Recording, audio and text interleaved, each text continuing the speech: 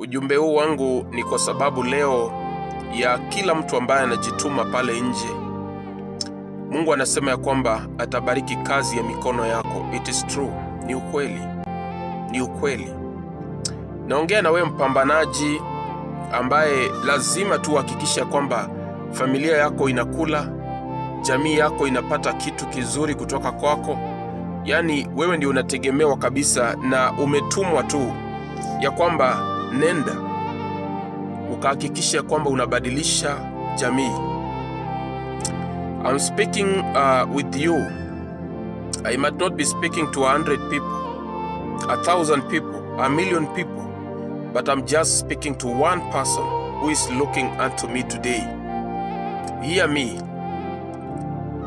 Wakati ambapo Mungu alisababisha ukatoka nyumbani, wakati ambapo Mungu alisababisha wewe ukaacha nchi yako ukaenda nchi ya mbali, haswa sana wale ambao wanafanya kazi katika nchi ya mbali.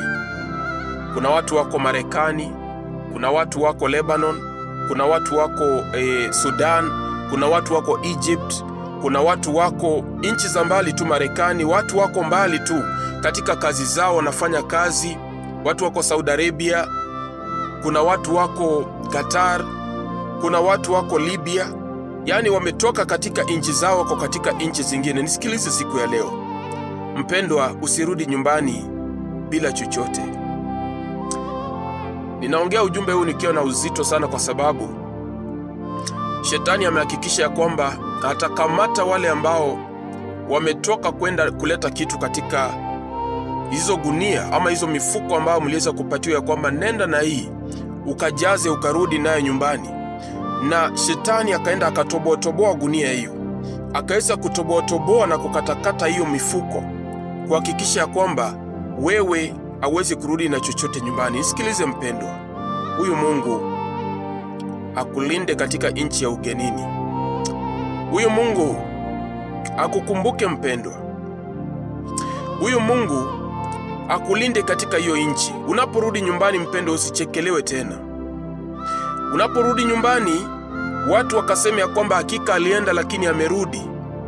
Jamii yako ifurahie, sema ya kwamba umekuja na kitu. Wasikuulize iko wapi? Iko wapi tulichokutuma? Wewe ndio ulienda mwituni kwenda kuwinda, kwenda kuleta nyama. Wewe ndio ulitumwa, ukapatiwa silaha, ukakwambia kwamba nenda ukalete mawindo, ukaenda ukalete nyumbani. Wasikuulize kwa nini haujakuja na kitu. Mpendwa, kama umepata nafasi ya kupata kazi katika familia,